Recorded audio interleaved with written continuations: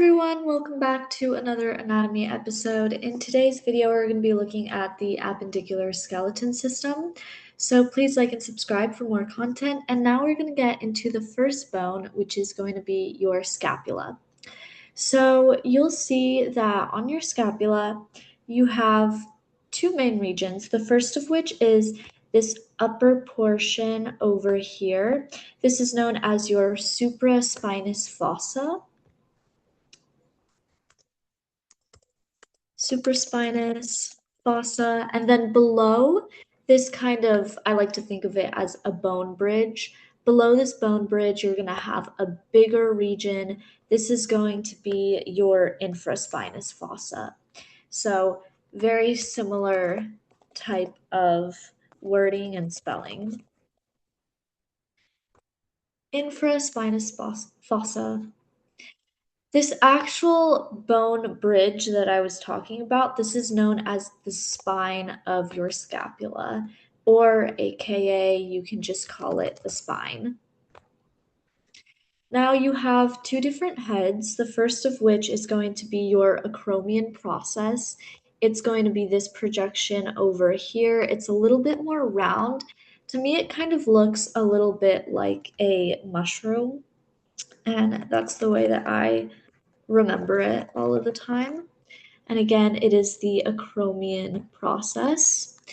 Now, behind it, you're going to have another one. This one kind of looks like the head of a crow or a bird to me. And this one is named the coracoid process. That's why it also reminds me of a crow, because crow starts with C and coracoid. The two words are kind of similar.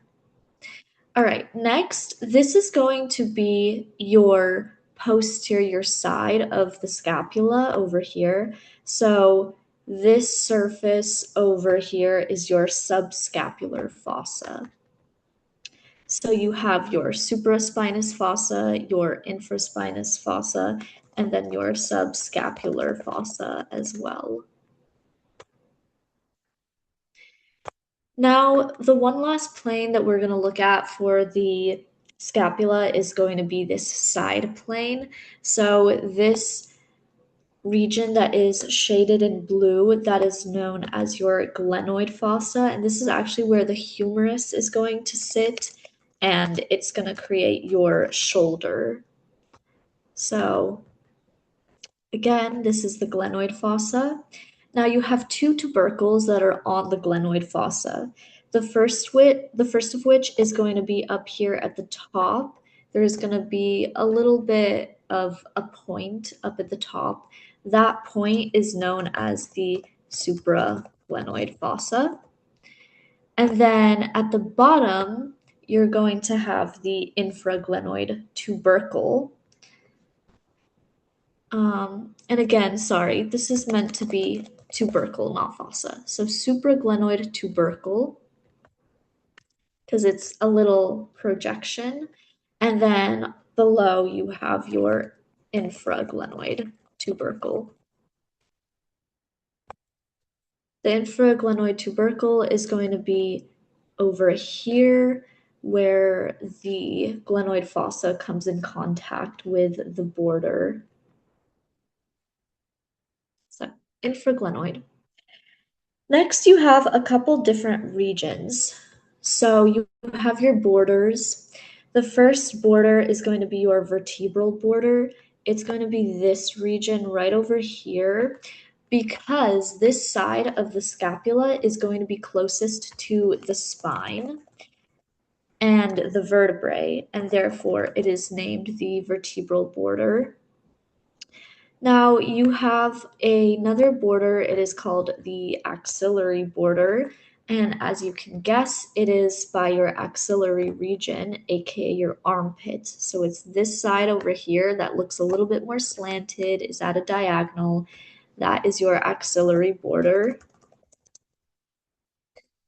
Finally, you are going to have your superior border, which is just up at the top.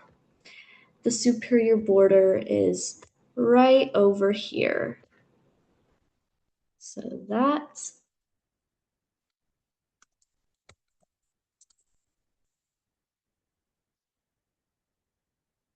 All right, now that is everything for the scapula. Next, we're going to move on to the clavicle. So the clavicle is really nice because it doesn't have that much going on with it. You have two different ends, the first of which is your sternal end over here. This is your sternal end because it's a little bit more flat, so it's going to be able to sit up against your sternum really nicely.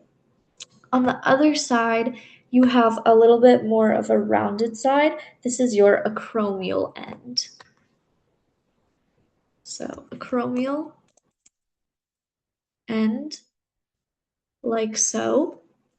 Next, you have your conoid tubercle. The conoid tubercle is just going to be a projection. You can see it over here, how it looks a little bit like a rough patch. That is how you know that it is the tubercle, is because it has a rough texture to it. All right, so that is everything for the clavicle. As I said, it's very, very simple. A good way to differentiate left versus right for the clavicle is you want to line up the sternal end with your sternum bone. So if you see in this depiction over here, this is going to be your sternal end and it's in contact with your whole sternum. Then the rough side, so the conoid tubercle, is always going to be facing downwards, and the acromial end is going to project outwards. And that is how you differentiate right versus left for the clavicle bone. Next, we have a humerus. So the humerus has two different necks. The first of which is your anatomical neck, which is going to be this region right over here, that line. And again, that is your anatomical neck. Then we have the surgical neck. The surgical neck is going to be around the head of the humerus. Surgical neck. Next, you have a couple different tubercles. The first tubercle is your greater tubercle. The greater tubercle is the one that is going to be higher up and it's going to be bigger typically. And that is how you can differentiate the greater versus lesser tubercles. So, based off of that now, the lesser tubercle is going to be the one that is lower and smaller. So it would be this one right next to it is your lesser tubercle. Now, in between the two tubercles, you are going to have this thing that is called the intertubercular groove. You can see that there is this line over here that is in the middle of them. That line is, it kind of looks a little bit like a river or, something like that. That is your intertubercular groove.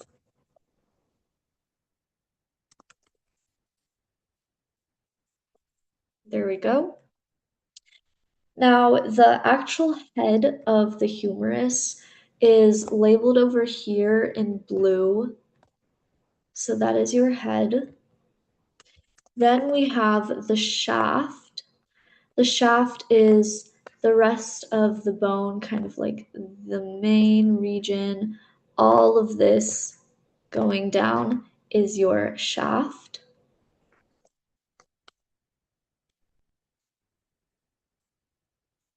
And then finally, we have the deltoid tuberosity. Deltoid tuberosity is going to be a little piece of bone that is popping out. You can see it right over here. And it's also going to look a little bit more rough. So it looks rough, it feels rough, similar to up here in the clavicle with the conoid tubercle. The deltoid tuberosity has that same type of texture.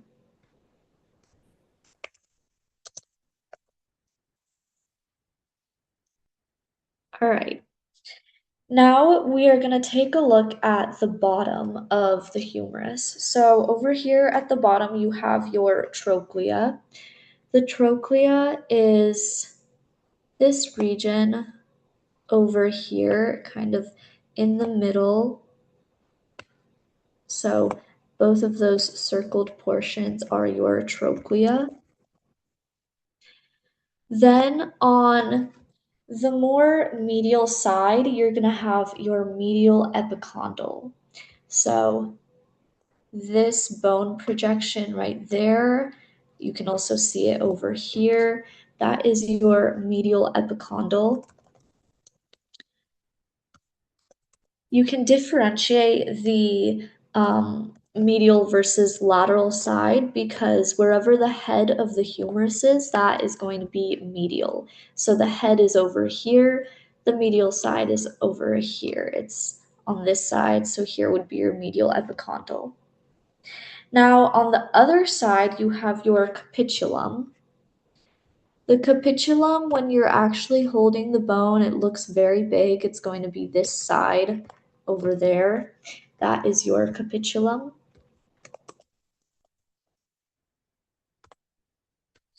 Then we have a couple different fossas. So we have the coronoid fossa. The coronoid fossa is going to be this indent that is right over here above the trochlea.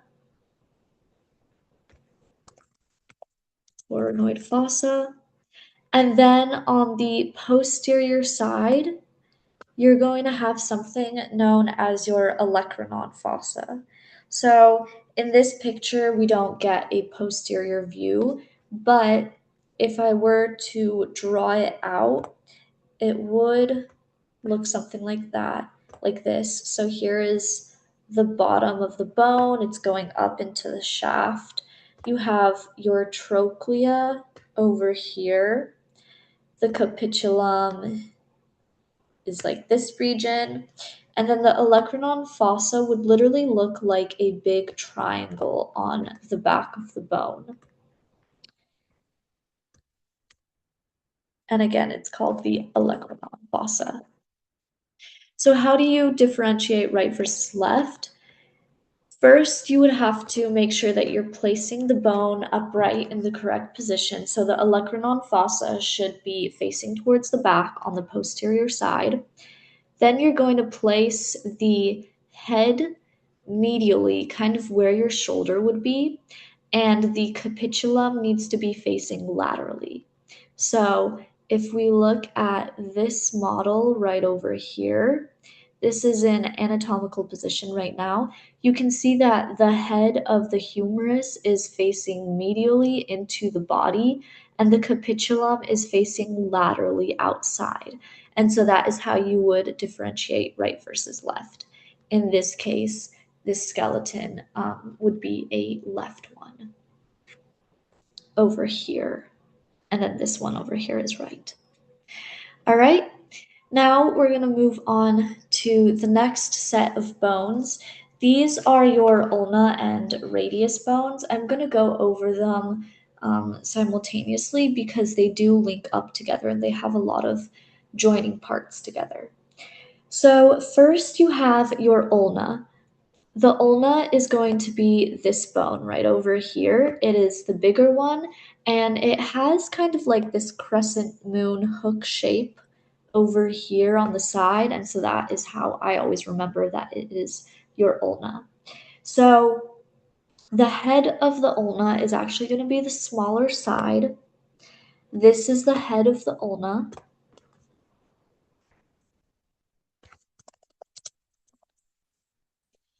And then the other side, this is where you have a lot of different anatomical landmarks. So the first landmark is the olecranon process.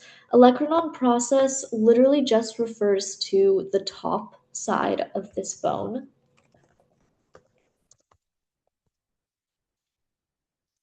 Then you have your coronoid process. The coronoid process is this little piece of bone that is raised up here at the top and kind of makes an arch look.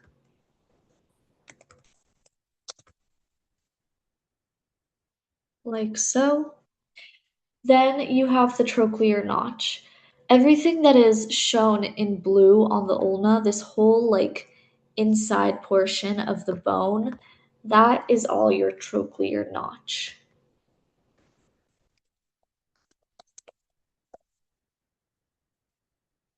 All right. Again, you have the shaft of the ulna is this whole bony part. The radial notch, this is where the head of the radius sits, and it's really nice. You can see the head of the radius sits right over here in the ulna, so you know that that is the radial head, or sorry, the radial notch.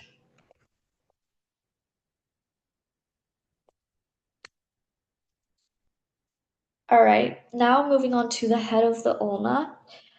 The only thing that you need to know for the head of the ulna is the styloid process, which is this little guy that is projecting out here at the bottom. That is the styloid process of the ulna. Now we're going to move on to the radius. So this bone over here looks a little bit smaller. This is the head of this is the radius. The head of the radius, again, it's going to be the smaller side of the bone.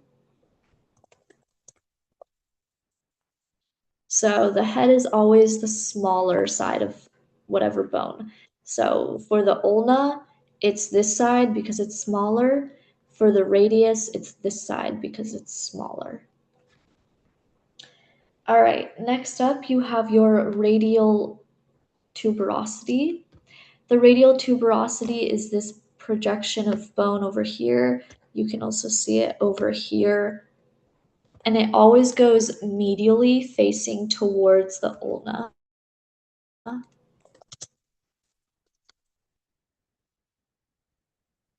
All right. Then you have the styloid process of the radius, which is going to be this side that projects down.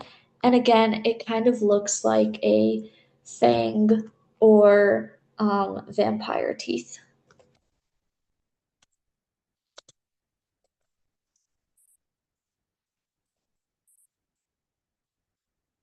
The very last thing to know about the radius is that you have an ulna notch on the radius, and that is where the head of the ulna meets the radius bone.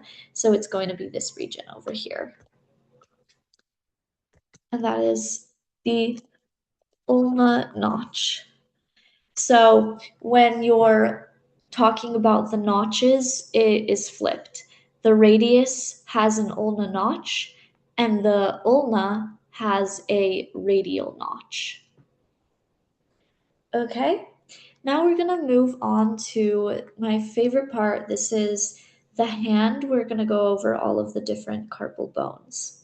So first you have your lunate and your scaphoid. The scaphoid is going to be this bigger bone right over here. It is typically the biggest bone within your carpals, aka your wrist, and this is the scaphoid. Right next to it is where you have the lunate. So this little guy right next to it, that is your lunate.